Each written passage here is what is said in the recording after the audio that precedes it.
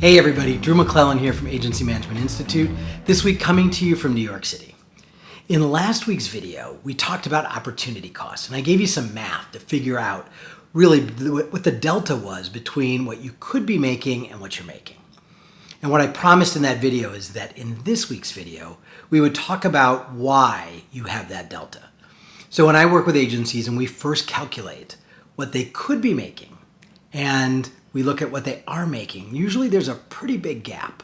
And remember that that opportunity cost is calculated by looking at all of your agency's hours. So billable people, non-billable people, all of that, adding them up and then sort of figuring out on average, how many of those hours are actually billed to a client.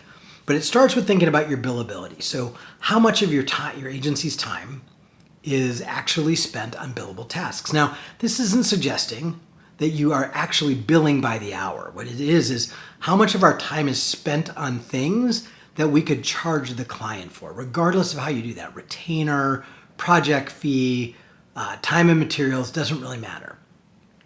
75% of all of your agency's time should be spent on billable tasks. And honestly, most agencies are nowhere near it. So this week, let's talk about why that would be. So it's a couple things. Number one, it may be that your estimates are too low. And so your people are managing their timesheets to match the estimate. In other words, if it took them 8 hours to do it and they only have 7 hours allotted, they're going to write 7 hours. So first of all, it could be timesheet accuracy combined with the sort of appropriate level of estimates and making sure that you have enough time to actually do the work.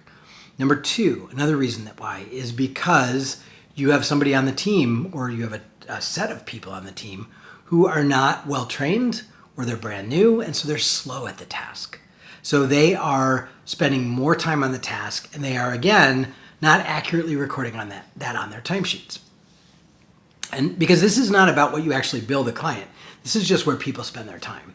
Another big one is that your codes, your time tracking codes are confusing or that people are miscoding some of their time. So for example, they're saying, well, I'm the supervisor on that account, but I wasn't actually tasked with doing the work. So even though I spent an hour overseeing a piece of creative, I didn't charge that as billable because, I wasn't actually on the job.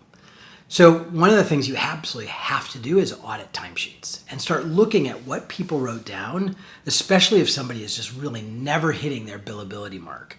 Start looking at the timesheets because it may simply be that they're putting their time in the wrong spot and they're putting it in a non-billable spot rather than a billable spot. Another reason why you might not have the billability percentage that you're looking for is that you're overstaffed. And so if there's just not enough work to go around, your people are going to fill their time with non-billable tasks if they actually aren't assigned enough billable tasks. So all of these are good reasons for you to look at your billability, which I'm going to ask you again to do.